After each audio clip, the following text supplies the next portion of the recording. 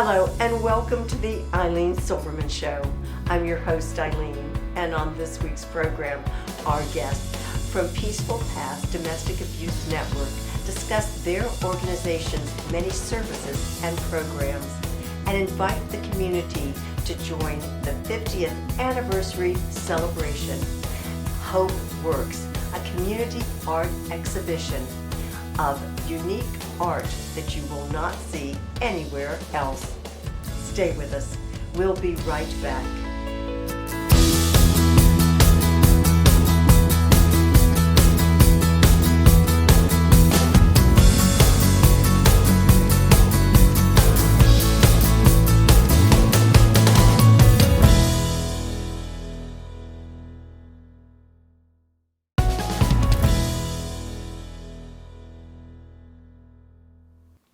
Welcome back. Thanks for joining us for our program.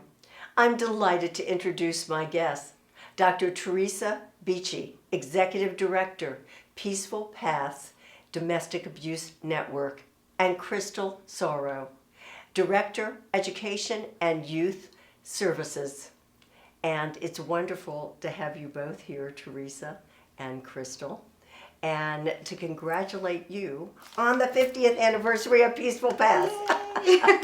Well, Ilene, it's always a pleasure to come and talk to you, and Crystal and I are just so excited and honored to once again be able to talk about what we do. Yes, thanks so much for having us. Oh, it is our pleasure, and you've been on the show in the past, but it's hard to think 50 years of this wonderful organization and the impact you have had on people, and you may not even know, but the good thing is, as you have often said, if you don't know, that means they've gone on and created a new life for themselves. Absolutely. And before we talk about the anniversary and all the special things going on, help us understand who and what is Peaceful Paths. We think everybody knows, but then again, they may not. So Peaceful Paths is the state-certified domestic violence center that serves Alachua, Bradford, and Union counties. We provide a wide range of free and confidential services to both adult and child survivors of domestic violence. We serve all genders. And all ages. So if an infant comes in with a parent, up to teenagers, and then adult survivors as well. So you really, yes, have a broad spectrum. Absolutely. And because the services are free and they're confidential, people can come in and really get anything that they need. Everything from accessing our pantries, to be able to talk to a lawyer, do counseling and support group services. Our goal really is to provide safety, support, and a path towards self-sufficiency for every person who walks in the door, making sure that we're meeting them where they're at. Wow. And yet, you're so much more than many people know, just as you're saying right now, because we tend to think not of your outreach public area, but a place where women would go, seeking help in domestic abuse. And yet you have expanded this organization over these many years to do to meet so many critical needs. Absolutely. Yeah, and even our 24-hour helpline, we like to call a helpline, not a hotline, because we don't want someone to have to be in crisis to call. We want them to call even if they just have questions or if they're a family member, a friend who's concerned about someone. Anyone can call and kind of talk to someone and have their questions answered. And then if someone is in crisis, then trained advocates are there to provide those supports.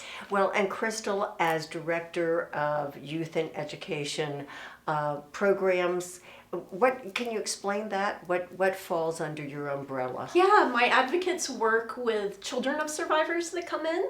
So we help with community referrals. We help talk to them about what they need for their children. So maybe it's getting into childcare so they can get back into employment. Maybe it's just figuring out school situations. Maybe it's clothing. Maybe it's counseling. So we help with community referrals. We meet the family where they're at and see what their needs are. Right. And then we also go out into the community and educate people about healthy relationships. So any age that'll have us come in. So we go into elementary, we go into middle and high schools, we go into places like Girls Place, after school programs, and we teach about effective communication, With little ones, we talk about friendships. As they get older, we talk about dating relationships, but about boundaries, consent, red flags, green flags, how to build healthy relationships so that people can really have those life skills before they really are in a dangerous situation. Absolutely. Dangerous point. Right. Yeah, we know that our intervention programs,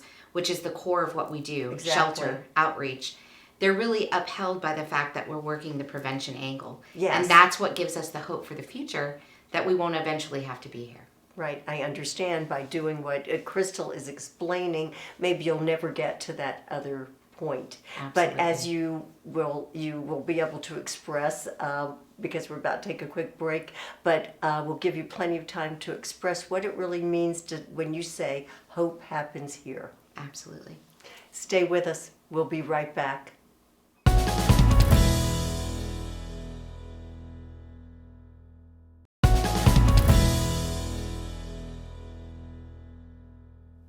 We're back talking about Peaceful Paths Domestic Abuse Network with Teresa and Crystal.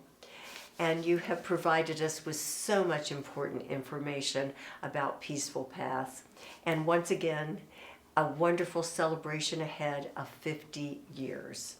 So walk us down memory lane a little to help us understand the milestones that have led us to this point. Well, it's amazing to think that in 1974, a group of amazing people in this community, everybody from GPD officers, Fern Nix, Janet Presley, Martha Varnes, Judy Levy, Margaret Parrish, and your own husband, Harvey Budd. That's right. People like that, activists who believed that women deserved protection.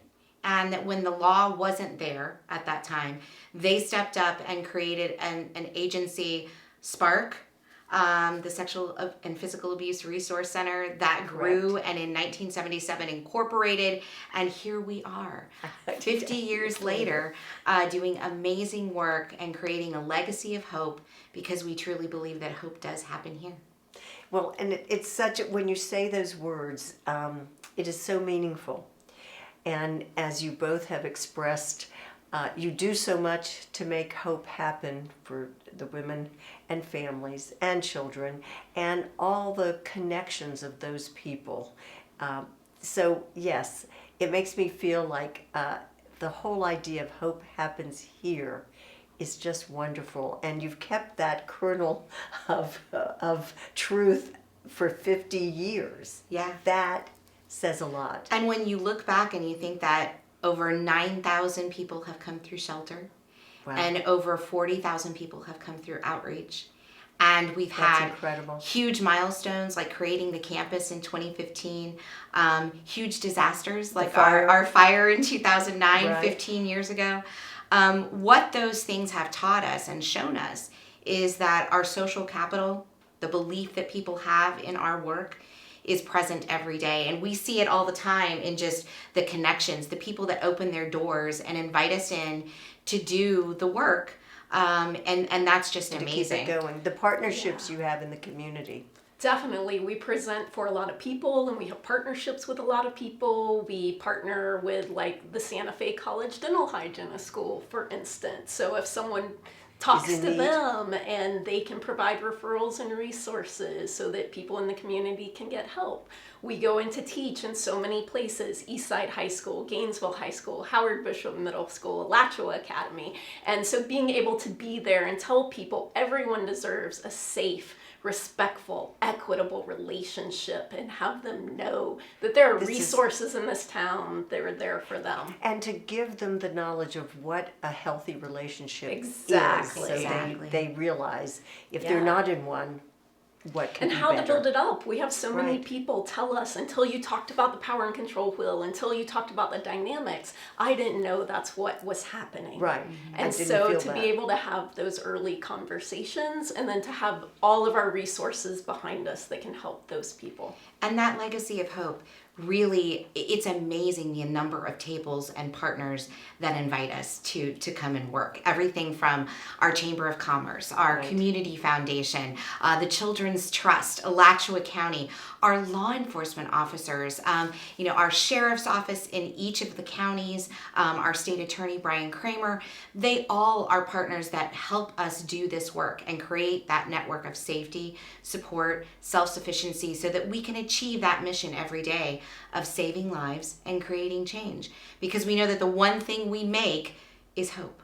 The Right. one thing we can give to people is hope. And so in this 50th year, we really want to focus on that legacy of hope and how we have been able to shape a community that supports us, and then we in turn can support survivors. That is beautifully said. And you have chosen art to express the hope that is presented by Peaceful Paths and all those who partner with you. And I think that is just the right way to present the 50 years of Peaceful Paths to the community. Hope happens here through art and the art exhibition. And we're going to take a quick break, and then we're going to talk all about that. Excellent. Stay with us. We'll be right back.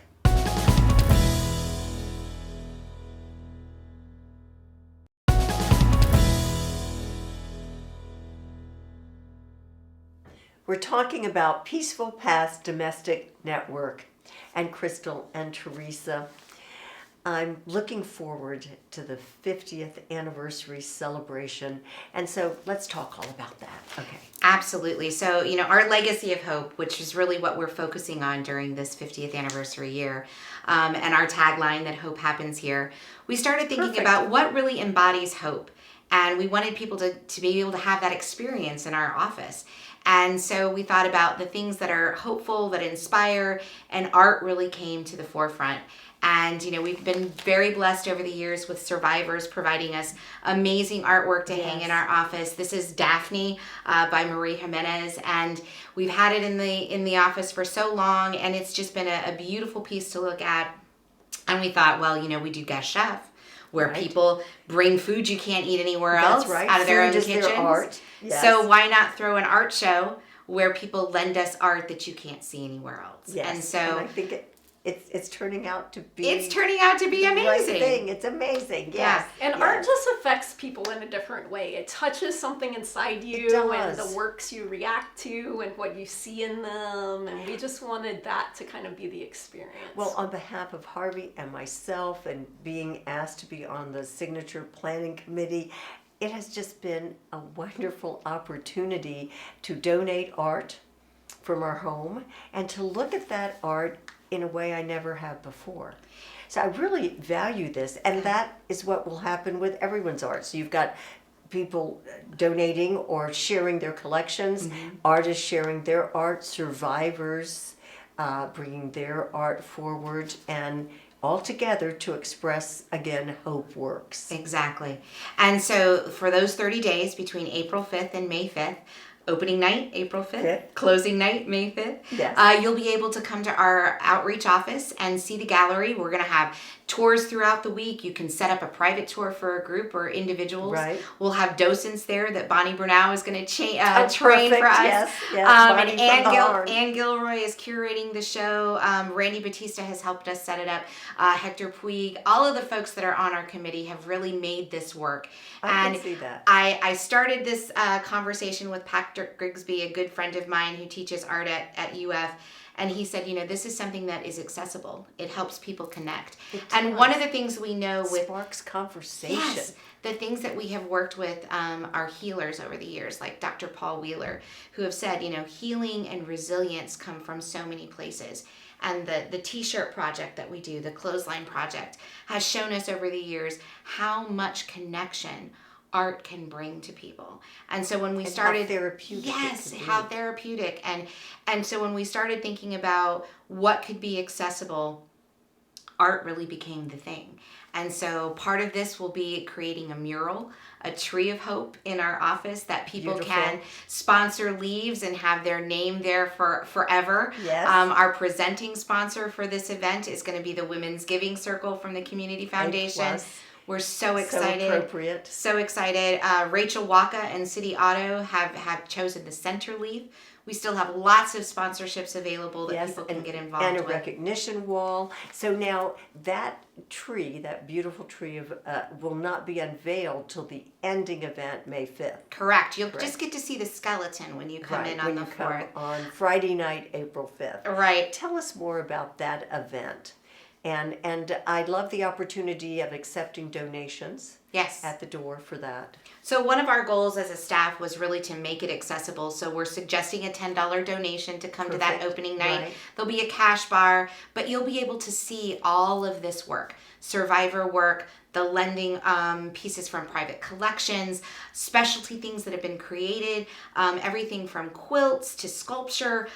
We've got some fantastic pieces from local artists. Lots of work will be for sale. Exactly, and some of that will benefit Peaceful Paths. Absolutely. So it's full circle. It's a full circle. And one of the things that we're most excited about is we've had conversations with the Gabby Petito Foundation, and one of Gabby's pieces will be in the show, and it'll be part of our office artwork forever. Yes, another meaningful part of this event and Peaceful Paths, and that it will bring people to your outreach offices, since that's where everything will take place. And that is also very positive, to let people see, here's your home, here's what you're doing, here's where it takes place. And we'll have survivor testimonials that people can read. Again, all of the years of the work, the legacy of hope that we've been creating, we know that we get those messages and we want to be able to share them. Oh, well, you definitely are, and I look forward to being a part of it. And we have still more to chat about. Stay with us. We'll be right back.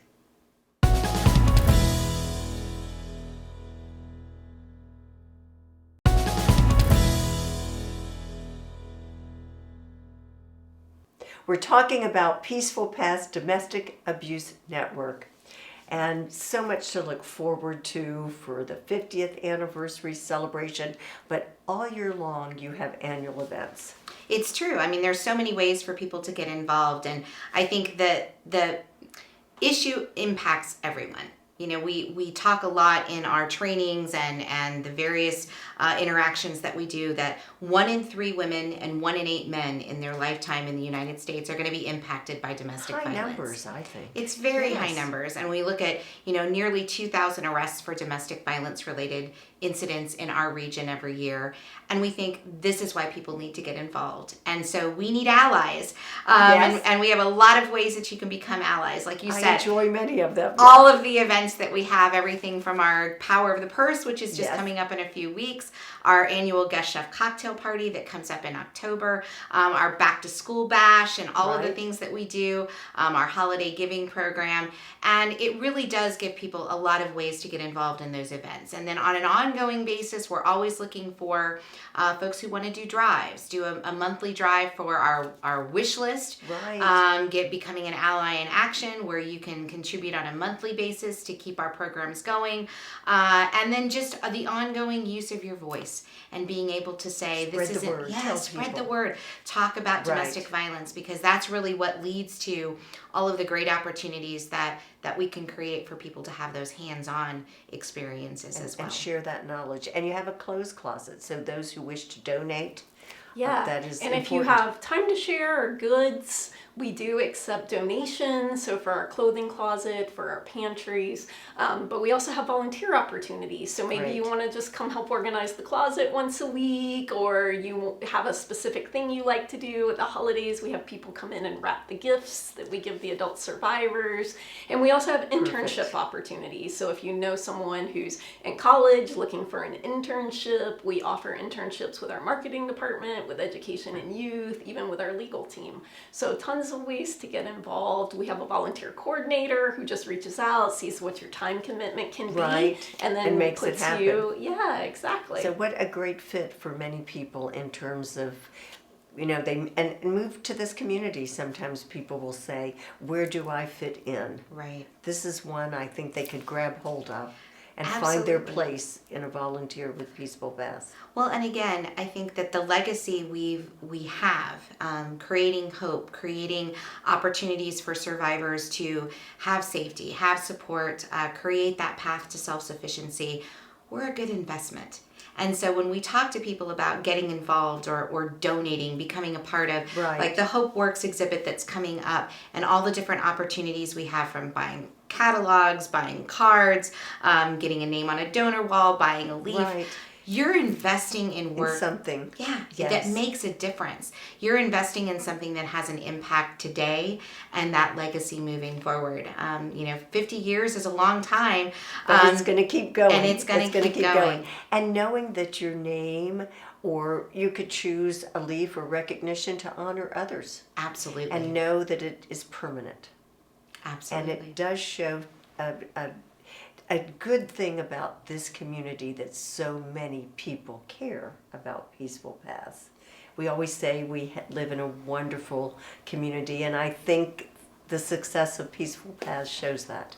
Yeah, we are a caring community. People are connected with organizations and they would like a speaker to come in and talk a little more about the services we provide, or talk about domestic abuse, intimate partner violence. We're always happy to come in. So for those people who are connected to organizations in this wonderful community that want to get involved, we can also come speak at their location.